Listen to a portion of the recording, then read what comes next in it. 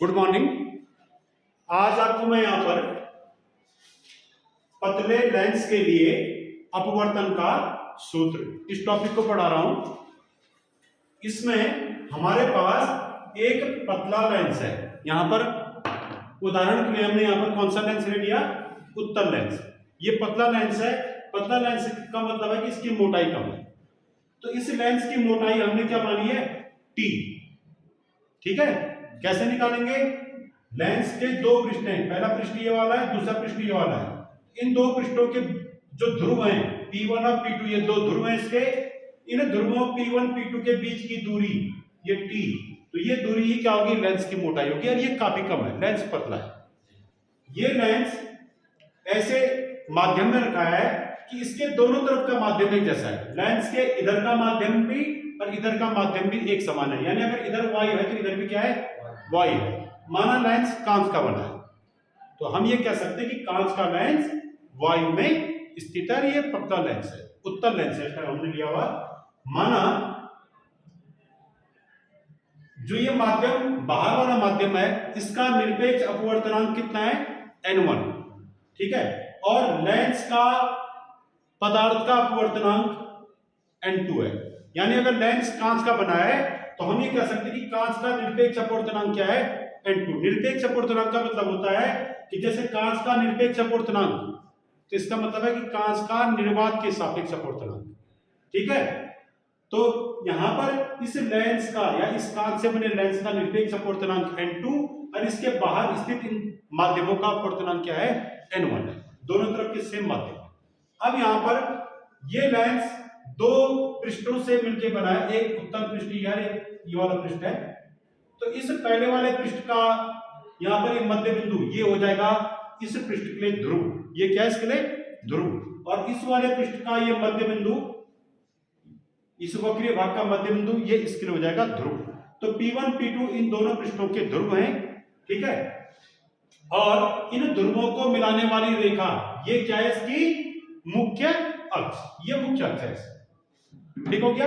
तो इस उत्तल लेंस के सामने यहां पर बिंदु O पर एक सूक्ष्म वस्तु, बिंदु वस्तु O रखी है। बिंदु वस्तु मतलब जिसकी माप क्या हो? सूक्ष्म हो, जो ज्यादा बड़ी वस्तु ना हो। तो यहां पर एक बिंदु वस्तु O रखी हुई है और इस O का हमने यहां पर प्रतिबिंब बनाना है। तो कैसे बनाएंगे हम? सर्वप्रथम हम क्या करेंगे? यहां O से एक प्रकाश किरण ये गई, आपतित हुई, और ये किस पर पड़ी? इस पहले वाले पृष्ठ पे पड़ी। ये जो पहला वाला पृष्ठ है, इस पहले वाले पृष्ठ पे पड़ी। तो O बिंदु, O वस्तु से चलने वाली प्रकाश किरण यहां पर एक पृष्ठ पे पड़ती है और A से तब इसका क्या होता है? अपवर्तन होता है, क्योंकि ये एक माध्यम से दूसरे माध्यम में जा रही है। तो यहां पर ये जो प्रकाश किरण आपतित हुई, ये A बिंदु से क्या हुआ? ये जो है किसी अन्य दिशा में अपवर्तित हो गई, इस दिशा में, AB दिशा। ठीक है, अब अगर यहां पर ये दूसरा पृष्ठ ना होता तो क्या होता? अगर ये दूसरा पृष्ठ ना होता तो ये AB दिशा में जाने वाली किरण क्या होती? ये सीधा आगे जाती और आगे निकल जाती। ठीक है, फिर देखिए दूसरा, प्रतिबिंब बनने के लिए दो अपवर्तित किरणों का मिलना जरूरी है। तो एक किरण तो अपवर्तित हुई, दूसरी अपवर्तित किरण देखिए, इसी वस्तु O से एक प्रकाश किरण प्रकाशिक केंद्र C की सीध में गई। किसकी सीध में? प्रकाशिक केंद्र C की सीध में। प्रकाशिक केंद्र का मतलब है कि लेंस में ऐसा एक बिंदु जिसकी सीध में आने वाली प्रकाश किरण अपवर्तन के पश्चात या तो सीधी आगे निकल जाती है या समांतर आगे निकलती है, या वो आपतित किरण के समांतर आगे निकलती है। प्रकाशिक केंद्र की सीध में आने वाली प्रकाश किरण अपवर्तन के पश्चात क्या होगी? आपतित किरण की सीध में आगे निकलेगी या आपतित किरण के समांतर आगे निकलेगी। ठीक है, तो यहां पर ये लेंस पतला है, तो पतले लेंस में क्या होगा? प्रकाशिक किरण की सीध में ये प्रकाश किरण आएगी तो अपवर्तन के पश्चात ये किरण सीधा आगे निकल जाएगी, ये अपने मार्ग से विचलित नहीं होगी। ठीक है, तो ये अपवर्तित किरण ये निकल गई सीधा, ये। ठीक हो गया। अब एक अपवर्तित किरण ये है, एक अपवर्तित किरण ये है। ये वाली अपवर्तित किरण कब है? जब इस वाले पृष्ठ पर हम गौर नहीं कर रहे हैं कि केवल पहले पृष्ठ के द्वारा अपवर्तन यदि होता, तो केवल पहले पृष्ठ के द्वारा यदि अपवर्तन होता तो एक अपवर्तित किरण ये गई और एक अपवर्तित किरण ये गई, ये दोनों अपवर्तित किरणें यहां पर मिली आई डैश पे। तो आई डैश क्या होगा, ये होगा इस पहले पृष्ठ के द्वारा इस वस्तु O का बना हुआ प्रतिबिंब। ठीक है, तो वस्तु O का पहले पृष्ठ के द्वारा बना प्रतिबिंब क्या है, आई डैश। ठीक है, अब यहां पर होता क्या है कि यहां पर दूसरा पृष्ठ भी है, लेंस में दो पृष्ठ होंगे, तो ये जो दूसरा पृष्ठ है, ये दूसरा पृष्ठ इस ए बी दिशा में आने वाली किरण को पुनः क्या कर देता है, इसका अपवर्तन कर देता है। क्योंकि अब यहां पर जो किरण आ रही है ए बी दिशा में, ये यहां कांच से फिर कहां आ रही है, वाई में आ रही है, क्योंकि यहां पर ये दूसरा पृष्ठ पड़ गया ना। तो ये दूसरा पृष्ठ भी क्या करेगा, इस आपतित ए बी किरण का क्या करेगा, किसी इसका अपवर्तन करेगा। तो ए बी दिशा में आने वाली किरण ये दूसरे पृष्ठ के द्वारा किस दिशा में अपवर्तित हो गई, ये बी आई दिशा में अपवर्तित हो गई, इस दिशा में। ठीक हो गया, ये इस दिशा में अपवर्तित हो गई। तो बी आई दिशा में किसके द्वारा अपवर्तन हुआ, दूसरे पृष्ठ के द्वारा ए बी प्रकाश किरण का अपवर्तन हुआ है बी आई दिशा में। ठीक है, ये दूसरे पृष्ठ में किया इसका अपवर्तन। अब पुनः इसी वस्तु O से एक प्रकाश किरण प्रकाशिक केंद्र की सीध में गई, ये सीधा आगे निकल गई थी। तो आप देख रहे हैं दूसरे पृष्ठ के द्वारा यदि अपवर्तन होता है, तो दूसरे पृष्ठ के द्वारा भी जब अपवर्तन हुआ तो एक अपवर्तित किरण ये है और एक अपवर्तित किरण ये है, ये दोनों अपवर्तित किरणें यहां पर मिल गई। ठीक है ना, इसको हम ऐसे भी समझा सकते हैं दूसरे पृष्ठ के अपवर्तन के लिए कि दूसरे पृष्ठ के सामने ये आई डैश है, तो ये आई डैश इस दूसरे पृष्ठ के लिए क्या करता है, एक आभासी वस्तु का कार्य करता है। ये आई डैश क्या था, पहले पृष्ठ के द्वारा बना हुआ प्रतिबिंब, और ये जो आई डैश प्रतिबिंब है ये इस दूसरे पृष्ठ के लिए क्या करता है, आभासी वस्तु का कार्य करता है। तो हम ये कह देंगे कि दूसरा पृष्ठ इस आभासी वस्तु आई डैश का प्रतिबिंब कहां पर बनाता है, आई पे बनाता है। ठीक है, तो पहले पृष्ठ के लिए वस्तु कौन होगी, O, प्रतिबिंब कौन होगा पहले पृष्ठ के लिए, आई डैश। ठीक है, दूसरे पृष्ठ के लिए वस्तु कौन होगी, आई डैश, क्योंकि इसके सामने ये वाली होगी। तो दूसरे पृष्ठ के लिए वस्तु आई डैश मानी जाएगी आभासी वस्तु, और दूसरे पृष्ठ के लिए प्रतिबिंब कौन होगा, आई, क्योंकि दूसरे पृष्ठ ने अपवर्तन एक इस दिशा में किया और एक अपवर्तन ये हो रहा है, ये। तो ये दोनों किरणें यहां पर मिली हैं। ठीक है ना, तो यहां पर क्या हो गया, यहां पर दूसरे पृष्ठ के द्वारा प्रतिबिंब बन गया। अब देखिए सम्मिलित रूप में कि इस लेंस में वस्तु O का अंतिम प्रतिबिंब कहां पर बना, आई। ठीक है ना, ये आई डैश तो तब बना यदि केवल पहले पृष्ठ से ही अपवर्तन होता। अब हम यहां पर गणना कर रहे हैं अपवर्तन के सूत्र की। तो यहां पर माना वस्तु O की इस पहले पृष्ठ से दूरी, पहला पृष्ठ यह है, तो पहले पृष्ठ के ध्रुव P1 से वस्तु O की दूरी, ये दूरी कितनी है, ये दूरी ये है U। यहां देखो इसमें पहले पृष्ठ ध्रुव से नहीं, प्रकाशिक केंद्र से, दूरी प्रकाशिक केंद्र से निकालो। ठीक है ना, तो इसमें यहां पर है ये ले लो कि ध्रुव से पहले पृष्ठ के ध्रुव P1 से वस्तु की दूरी, O की दूरी, ये इसके लिए वस्तु है, तो ये दूरी कितनी मान रखी हमने, U। और इस पहले पृष्ठ के लिए प्रतिबिंब कौन है भाई,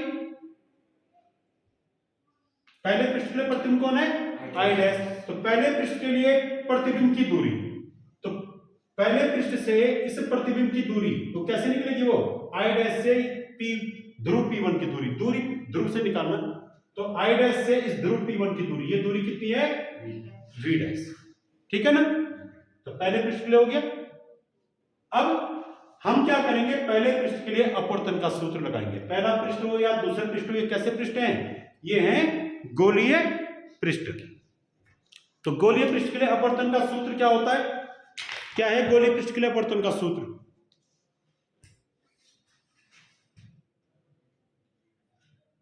पहले गोलीय पृष्ठ के लिए अपवर्तन के सूत्र से, अपवर्तन के सूत्र। अपवर्तन का सूत्र क्या भाई? अपवर्तन का सूत्र है N2 upon V minus N1 upon U equal to N2 minus N1 upon R। N2 क्या है? निरपेक्ष अपवर्तनांक किसका? गोलीय पृष्ठ का। N1 क्या है? बाहर वाले माध्यम का अपवर्तनांक, जिस माध्यम में ये गोलीय पृष्ठ रखा हुआ है। ठीक है। U क्या है? वस्तु की गोलीय पृष्ठ से दूरी। V क्या है? प्रतिबिंब की गोलीय पृष्ठ से दूरी। यहां पर V के स्थान पे क्या रख देंगे? V dash. इस पृष्ठ के लिए V के स्थान पे क्या आएगा? V डैश आएगा। इस चीज का ध्यान रखना। R क्या है? R है इस पृष्ठ की वक्रता त्रिज्या, इस पृष्ठ की, इस गोलीय पृष्ठ की वक्रता त्रिज्या। तो यहां पर दोनों पृष्ठों के लिए हम इस सूत्र को बारी बारी से लगाएंगे और इसके आगे इसका मान देखेंगे। तो देखिए इसमें, तो पहले गोलीय पृष्ठ के लिए अपवर्तन के सूत्र से, इस सूत्र में क्या हो जाएगा? V के स्थान पे क्या रखेंगे? V डैश रखिए। N2 upon V dash minus N1 upon U equal to N2 minus N1 upon, अब R क्या है? वक्रता त्रिज्या। ये पहला वाला पृष्ठ है, यहां देखें, ये पहला वाला पृष्ठ। इस पहले वाले पृष्ठ की वक्रता त्रिज्या माना R1 है और इस दूसरे वाले पृष्ठ की वक्रता त्रिज्या माना क्या है? R2, क्योंकि अलग अलग पृष्ठ है ये, तो हमने इनकी वक्रता त्रिज्या क्या मान ली? R1 R2। वक्रता त्रिज्या से मतलब जैसे पहला वाला पृष्ठ ये गोलीय पृष्ठ है, तो ये पहला वाला पृष्ठ जिस गोले का हिस्सा रहा होगा, और ये पृष्ठ किसी गोले का हिस्सा रहा होगा ना, ये वाला पृष्ठ, ये माना इस गोले का हिस्सा था। सपोज ये गोला है, इस गोले के इस हिस्से को काट के हमने ये पृष्ठ अलग कर दिया, ये वाला, ये कर दिया पृष्ठ अलग, तो ये वाला पृष्ठ है। तो इस गोले की त्रिज्या, माना इस गोले की त्रिज्या क्या थी? R। तो यही त्रिज्या क्या होगी इस वाले पृष्ठ के लिए? वक्रता त्रिज्या। तो गोलीय पृष्ठ की वक्रता त्रिज्या का मतलब क्या होता है कि गोलीय पृष्ठ जिस गोले का हिस्सा रहता है उस गोले की त्रिज्या उस गोलीय पृष्ठ की वक्रता त्रिज्या अर्थात रेडियस ऑफ कर्वेचर कहलाती है। ठीक है ना? तो यहां पर इस पृष्ठ की वक्रता त्रिज्या हमने क्या मान ली? R1। तो R के स्थान में क्या आ जाएगा? R1 आ जाएगा। ठीक है ना? अब ये पहले पृष्ठ के लिए सूत्र हो गया। ठीक है। अगले पृष्ठ के लिए देखिए, अगले पृष्ठ में, अगला पृष्ठ ये वाला है, तो अगले पृष्ठ के लिए वस्तु कौन है? I dash. वस्तु कौन है? I dash. तो दूसरे पृष्ठ के लिए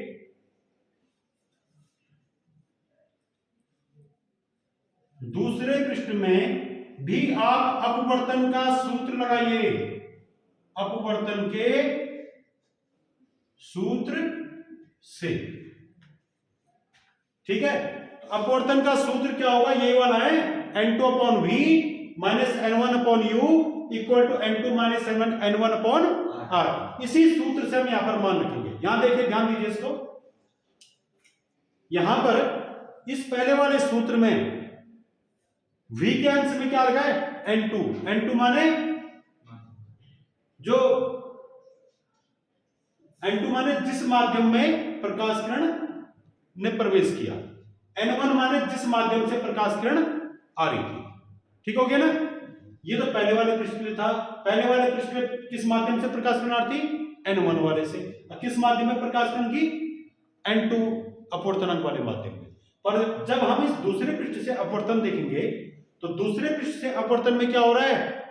प्रकाश किरण कहां से आ रही है? प्रकाश किरण किस माध्यम से आ रही है? N2 वाले माध्यम से। और जा किस माध्यम में रही है?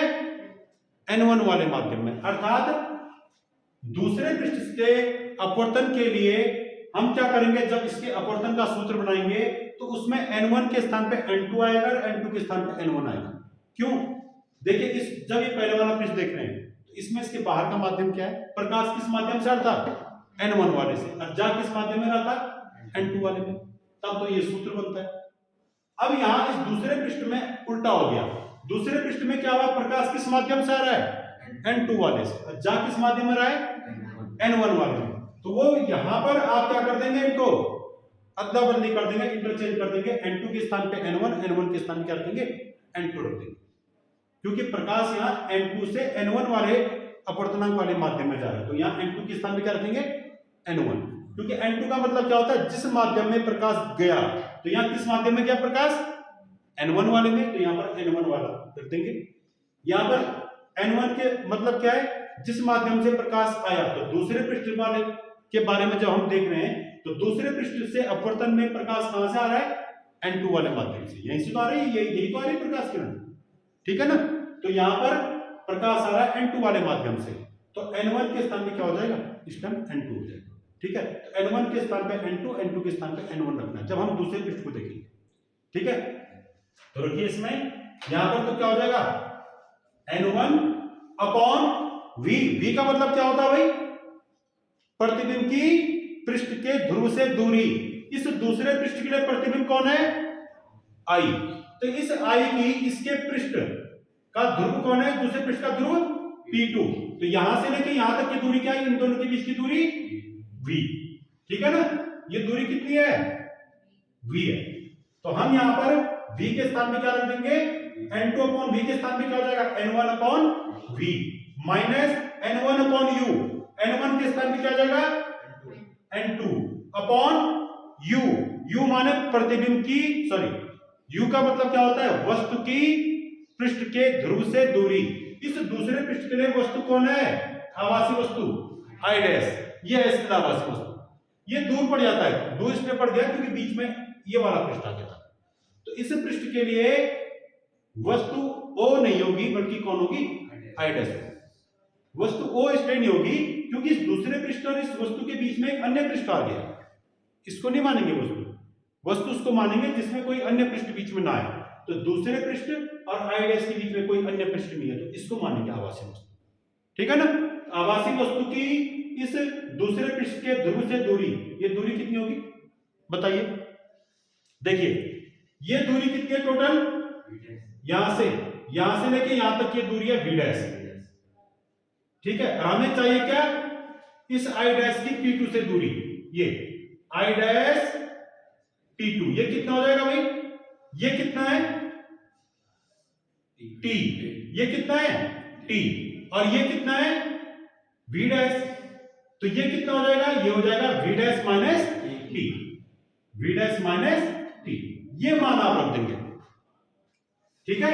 ये कितना हो जाएगा, यहां से लेके यहां तक, ये हो जाएगा V डैश माइनस T, कहां तक का, यहां तक, ठीक है। तो P2 से I डैश तक की दूरी क्या हो जाएगी, V डैश माइनस T, तो वो क्या होगा, वो होगा दूसरे पृष्ठ से आवासी वस्तु की दूरी, तो यहां पर U के स्थान पर हम क्या रख देंगे, V डैश माइनस T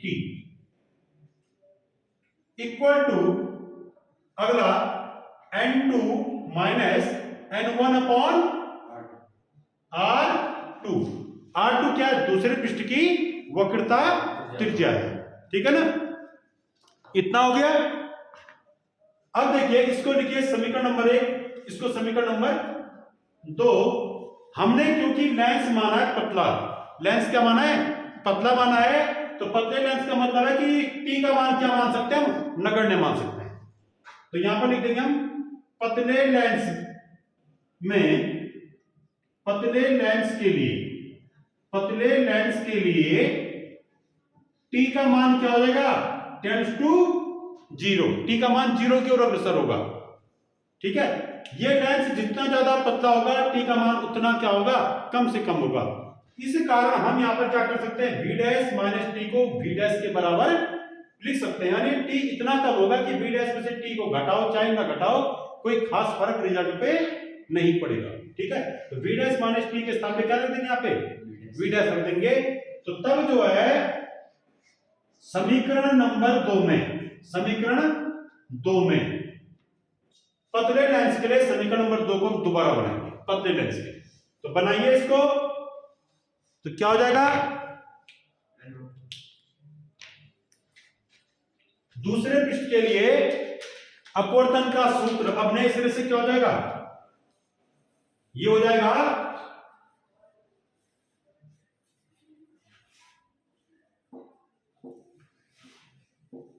पतले लेंस की स्थिति में समीकरण 2 में मान रखने पर, कौन सा मान, कि t टेंड्स टू 0, ये मान रखेंगे आप।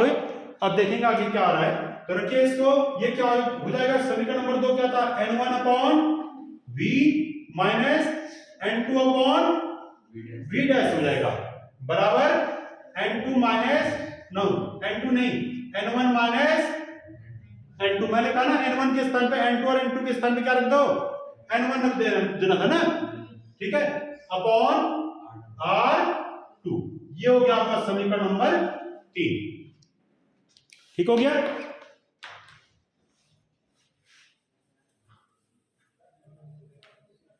अब आप क्या करें, समीकरण नंबर 2, 1 और 3 को जोड़ने पर इन दोनों को जोड़िए, क्योंकि ये जो लेंस है ये दोनों पृष्ठों के कॉम्बिनेशन से बना है, दोनों कोणीय पृष्ठों को जोड़कर बना है लेंस, ठीक है। तो इस पतले लेंस के लिए जो अपवर्तन का सूत्र आएगा वो समीकरण नंबर 1 और 3 को जोड़ने पर आएगा। तो समीकरण नंबर 1 और 3 को जोड़िए, क्या हो जाएगा,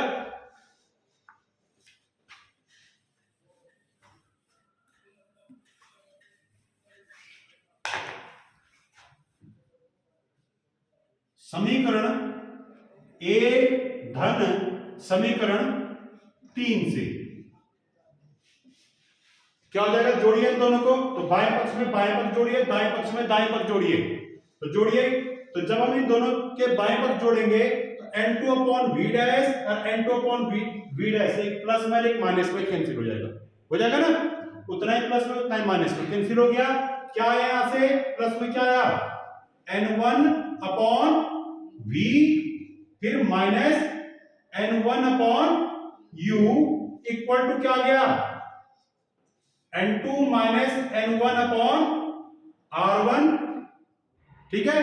अब प्लस क्या, जोड़े ना इन दोनों को, ठीक है, प्लस n2 प्लस क्या जाएगा भाई, n1 minus n2 upon r2, ये हो गया जोड़ के, समझ गए, n2 minus n1 upon r1, फिर plus n1 minus n2 upon r2, ठीक है। अब इसके बाद देखिए आगे इसको हम सिंप्लीफाई करेंगे, सरल करेंगे समीकरण को, तो ये हो जाएगा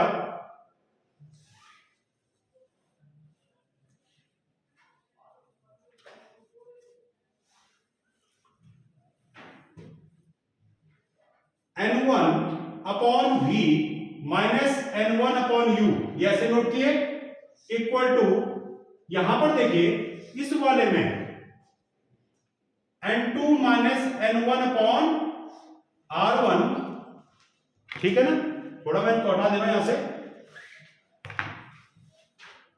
और इसको ब्रैकेट में रखिए थोड़ी देर। अगर मैं यहां से माइनस चिन्ह कॉमन ले लूं तो ये अंदर के चिन्ह क्या हो जाएंगे, उल्टे हो जाएंगे। तो यहां अंदर से माइनस चिन्ह कॉमन लेने पे, माइनस कॉमन लीजिए, तो माइनस कॉमन लेने पे क्या आएगा बाहर, माइनस यहां से है, प्लस यहां से है, माइनस प्लस का इंटू करके माइनस, तो यहां अंदर क्या हो जाएगा, ब्रैकेट में ये n1 का चिन्ह क्या हो जाएगा माइनस और n2 का चिन्ह क्या हो जाएगा प्लस, क्योंकि सभी किसी कोर्स से ऋण चिन्ह बाहर कॉमन लेने पर कोर्स के अंदर की संख्याओं के चिन्ह उल्टे हो जाते हैं, ठीक है ना। क्यों हुआ, ये माइनस चिन्ह बाहर लिया तो माइनस प्लस का ये माइनस हो जाएगा, ये माइनस माइनस का प्लस हो जाएगा, तो ये क्या बन जाएगा, n2 को लिखेंगे हम, n2 का चिन्ह प्लस और n1 का चिन्ह माइनस, ऐसा हो जाएगा, ये n2 माइनस n1 बन जाएगा, ठीक है। ये प्लस हो जाएगा, प्लस वाला पहले लिखा, और ये क्या हो जाएगा माइनस, ये बाद में लिखा, अपॉन r2, ठीक हो गया, ठीक है। अब इन दोनों में देखिए क्या कॉमन है, ये आ गया n1 upon v minus n1 upon u equal to, यहां से क्या कॉमन है भाई, n2 माइनस n1, ये कॉमन आ गया, अब ब्रैकेट में आ गया 1 upon r1 minus 1 upon r2, ठीक हो गया। अब यहां पर एक इंपॉर्टेंट काम देखिए, मैं यहां से ले रहा हूं n1 कॉमन, यहां से तो n1 कॉमन आ रहा है, n1 कॉमन लिया तो ये आ गया 1/v minus 1/u equal to n2 minus n1 into 1/r1 minus 1/r2। ठीक हो गया।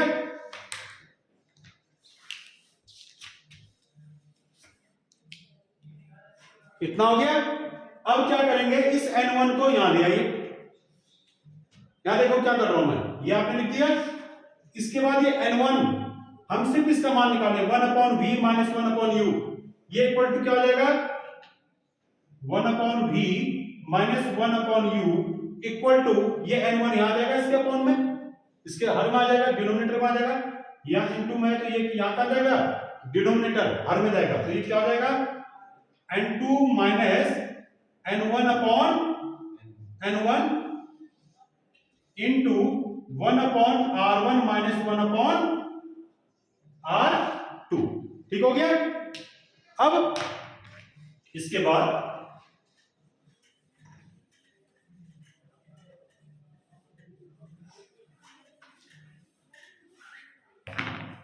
यहां पर ये आ गया 1/v minus 1/u equal to, देखिए मैं इसको क्या लिख सकता हूं, इस वाले को, इस भिन्न को मैं कैसे लिख सकता हूं n2/n1 माइनस n1/n1, अलग अलग लिख सकते हैं इसको, ये बटे ये माइनस ये बटे ये, दोनों के हर में लिख सकते हैं इसको। तो ये क्या लिखा जाएगा n2/n1 माइनस n1/n1 लिख सकते हैं इसको। इनको सरल करेंगे तो यही आएगा, इसको घटा के यही आएगा। देखिए इन दोनों का हर एक समान है n1, हर में n1 आ गया, अंश में क्या आएगा n2 माइनस n1। इसको ऐसा लिख सकते हैं। अब ब्रैकेट में यहां क्या आ गया 1/r1 माइनस 1/r2। ठीक हो गया।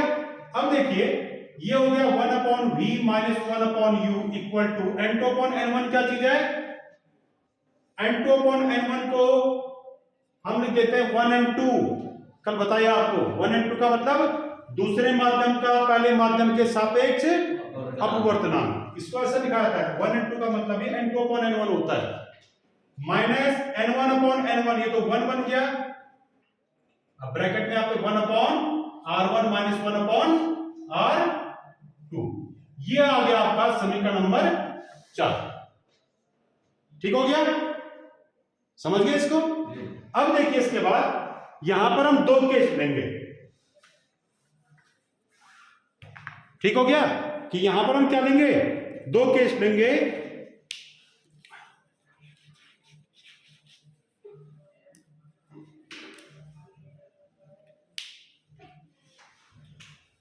ये समझ गए इसको। केस फर्स्ट, ठीक है, केस फर्स्ट क्या, हम इस वस्तु को एक बार मानेंगे अनंत पे और अगली बार क्या मानेंगे प्रथम फोकस पे। ठीक है ना। यहां देखिए इस वस्तु को एक बार क्या मानना है अनंत पे। तो पहला केस, यदि वस्तु ओ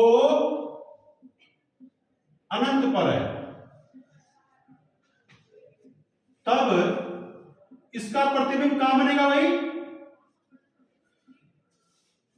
अनंत वाली वस्तु का प्रतिबिंब कहां बनता है। यदि वस्तु अनंत पे है तो लेंस के द्वारा उसका प्रतिबिंब हमेशा द्वितीय फोकस पे बनता है। ध्यान रहे इस लेंस का, इस उत्तल लेंस का द्वितीय फोकस इस तरफ होगा, प्रथम फोकस इस तरफ होगा। ठीक है, ध्यान रहे। यहां देखिए उत्तल लेंस का द्वितीय फोकस कहां होगा दाईं तरफ, इसलिए इसकी द्वितीय फोकस दूरी पॉजिटिव होती है और इसका प्रथम फोकस इधर बाईं तरफ। ठीक है ना। तो इस यदि वस्तु वो अनंत पे है तो अनंत वाली वस्तु का प्रतिबिंब हमेशा कहां बनता है द्वितीय फोकस, या फोकस में भी कहते हैं उसको कई बार। फोकस का मतलब है द्वितीय फोकस। ठीक है, तो वो बनेगा द्वितीय फोकस। ठीक, तो इसका अर्थ है तब इसका प्रतिबिंब द्वितीय फोकस पर बनेगा। ध्यान दीजिए यहां पर क्या हो रहा है, इसके बाद इंपॉर्टेंट चीज है। अब ऐसी स्थिति में इस सूत्र में v और u के मान क्या होंगे। इस केस में, इस स्थिति में जब वस्तु अनंत पे है तो तब इस वस्तु की लेंस से दूरी कितनी हो जाएगी भाई? अगर ये वस्तु अनंत पे है तो तब जो हम यहां पर u मान लेते ना, ये u नहीं मान लेते, इस u का मान कितना हो जाएगा? तब समीकरण 4 में, इस समीकरण 4 में हम क्या करेंगे?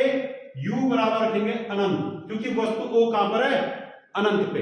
इसका मतलब इस वस्तु की इस लेंस से दूरी क्या मानी जाएगी तब? अनंत, अर्थात u का मान अनंत आ जाएगा। ठीक है, एवं v माने इस प्रतिबिंब की लेंस से दूरी। तो इस प्रतिबिंब की लेंस से दूरी v का मान कितना आएगा? प्रतिबिंब कहां पर बन रहा है? द्वितीय फोकस पे। तो द्वितीय फोकस मतलब ये कैसा, ये कहां पर है? ये कौन सा बिंदु होगा तब? फोकस बिंदु होगा। ये कौन सा बिंदु होगा? अगर ये अनंत पे है तो ये जो यहां पर ये अंतिम प्रतिबिंब बन रहा है, ये कहां पर बनेगा? द्वितीय फोकस F2। ये द्वितीय फोकस F2 है और इसका प्रथम फोकस F1 इस साइड होगा। ठीक है, तो इस द्वितीय फोकस की इस लेंस से दूरी जो होगी, ये दूरी द्वितीय फोकस की लेंस से दूरी, ये दूरी क्या कहलाती है? फोकस दूरी कहलाती है। समझ गए? ये दूरी क्या कहलाती है? द्वितीय फोकस दूरी कहलाती है।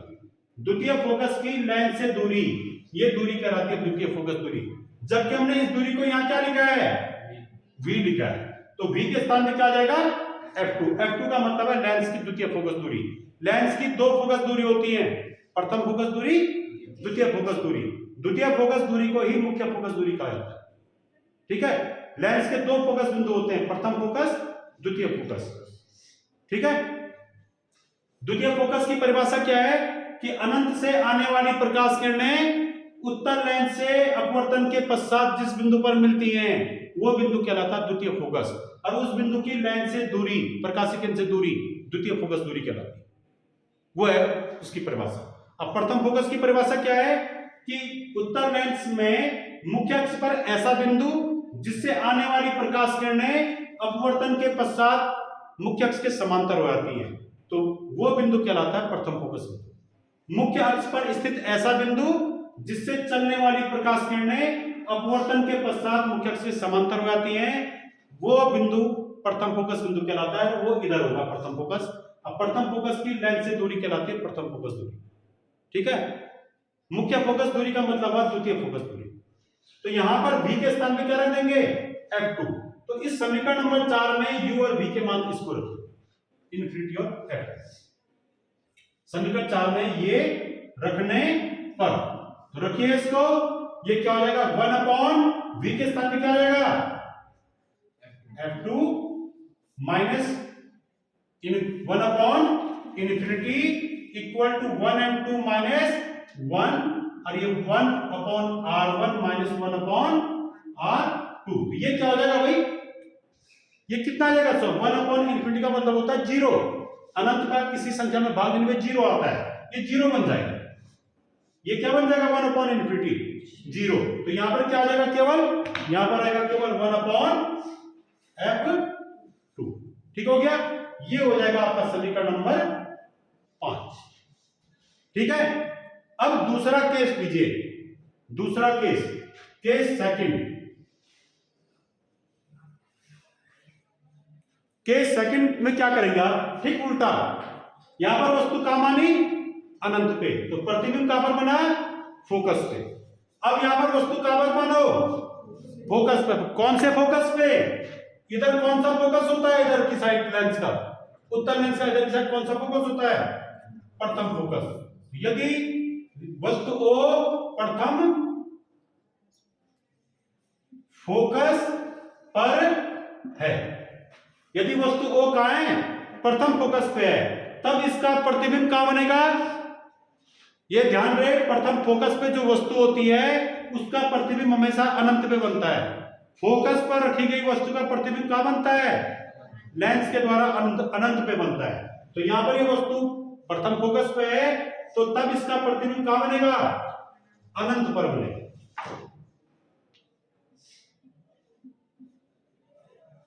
ठीक है, अब फोकस भी कौन सा फोकस होगा? प्रथम फोकस पर स्थित वस्तु का प्रतिबिंब अनंत पे बनता है। ऐसी स्थिति में u का मान क्या हो जाएगा भाई?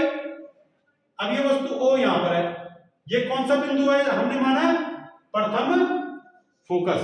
तो प्रथम फोकस की लाइन से दूरी, ये दूरी क्या कहलाती है भाई? अभी बताया मैंने, प्रथम फोकस की लाइन से दूरी, ये दूरी कहलाती है प्रथम फोकस दूरी। और इस दूरी को दर्शाते हैं किससे? f1 से, स्मॉल f1 से। तो u का मान, जो u है, u का मान क्या हो जाएगा यहाँ पे? इसमें u का मान क्या हो जाएगा? f1। तो आप क्या करेंगे,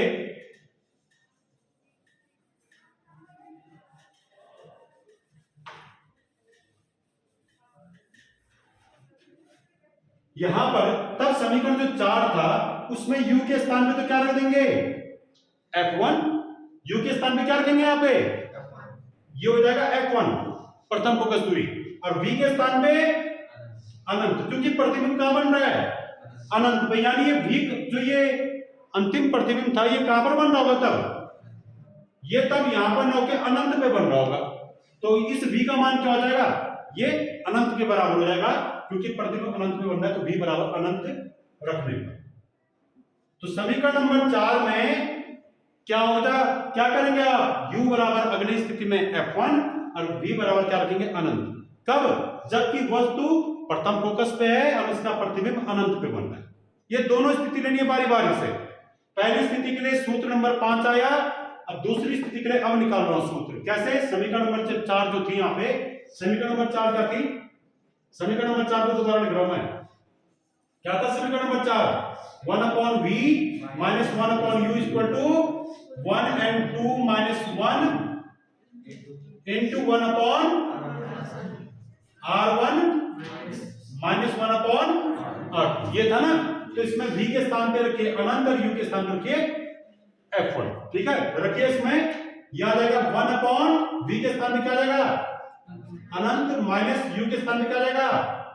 f1 बराबर बराबर क्या आ जाएगा? 1 and 2 minus 1 ये into 1/r1 minus 1/r2। ठीक हो गया ना? ये आ जाएगा। अब आप आगे सॉल्व कीजिए इसको। ऊपर इस समीकरण को आप नंबर डालिए।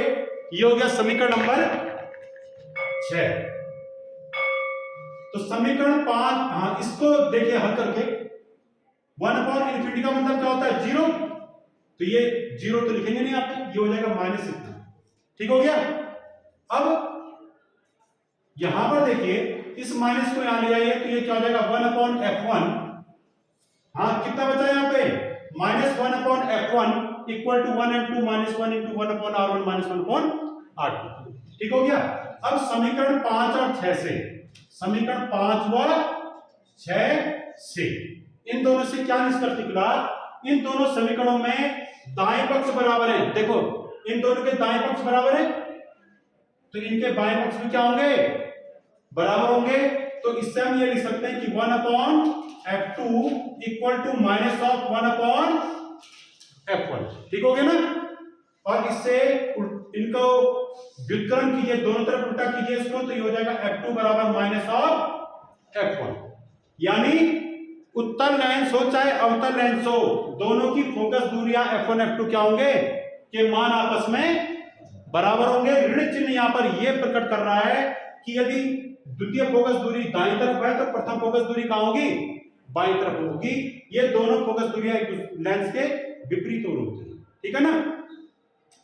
ये इन दोनों के मान क्या होंगे? आपस में बराबर होंगे। ठीक है, तो हम ये करें कि इनके मान आपस में बराबर हैं, तो हमने f1 बराबर f2 निकल गया नहीं है? ऋण चिन्ह तो सिर्फ ये शो करा कि विपरीत तरफ होंगे, एक इधर होगा एक इधर होगा।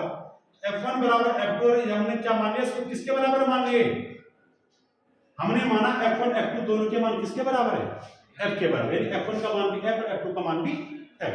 तो आप क्या करेंगे? अंतिम काम, आप इस समीकरण नंबर 5 में f2 के स्थान पे क्या रख देंगे? आप f रख देंगे, या समीकरण नंबर 6 में भी f1 के स्थान पे f रख देंगे। तो रखिए f1 बराबर f2 बराबर f समीकरण 5 में रख लेंगे।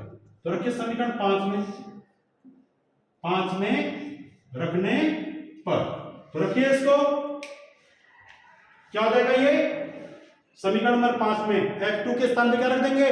f। तो ये हो जाएगा 1/f equal to 1 and 2 minus 1 into 1/r1 minus 1/r2। R2। ये समीकरण नंबर 5 थी ना जो, उसमें F2 के स्थान पे भी क्या रख दिया मैंने, F रख दिया। ठीक है ना। अब ये आ गया आपका समीकरण नंबर 7। अब आप उसको देखिए, ये वाली समीकरण जो आपका समीकरण नंबर 4 था, समीकरण नंबर 4, ये समीकरण जो है 1/x = 1 and 2 - 1 × 1/r1 - 1/r2 important समीकरण है, इसमें न्यूमेरिकल आता है, इसको हम आगे भी डिस्कस करेंगे। ये f क्या है, लेंस की फोकस दूरी, चाहे प्रथम फोकस दूरी को चाहे द्वितीय फोकस दूरी को बराबर होती है। ठीक हो गया। समीकरण 4 क्या था, वो क्या था, 1/v - 1/u = 1 and 2 - 1 × 1/r1 - 1/r2। ये समीकरण नंबर 4 था। तो 4 और 7 से भी क्या निष्कर्ष निकला, समीकरण नंबर 4 और 7 को देखिए, इनके दाएं पक्ष बराबर है, नहीं है, ये बराबर है, तो इनके दाएं पक्ष भी क्या होंगे, आपस में बराबर होंगे। तो समीकरण 4 और 7 से, 4 व 7 से ये हो जाएगा 1/v - 1/u = 1/f, और ये आ गया आपका लेंस मेकर्स फॉर्मूला। इसे कहते हैं लेंस मेकर्स सूत्र, या पतले लेंस के लिए फोकस दूरी का सूत्र है। F क्या, लेंस की फोकस दूरी, V क्या है, प्रतिबिंब की लेंस से दूरी, U क्या है, वस्तु की लेंस से दूरी। और ये सूत्र तब निकाला गया जब लेंस के दोनों तरफ का माध्यम एक समान है। ठीक है ना। ऐसी स्थिति में लेंस के f1 f2 का मान क्या होता है, बराबर होता है। ठीक हो गया। इसे हम क्या कहते हैं, सूत्र को भाई लेंस मेकर्स सूत्र। कल हम इसमें पढ़ेंगे, अगली बार पढ़ेंगे इसमें कि फोकस दूरी किन किन कारकों पर निर्भर करती है, अपवर्तनांक पर निर्भर करती है और वक्रता त्रिज्याओं पर निर्भर करती है। कि लेंस की फोकस दूरी लेंस के अपवर्तनांक और लेंस की वक्रता त्रिज्याओं पर किस प्रकार से निर्भर करती है, उसको आगे हम डिस्कस करेंगे। Thank you.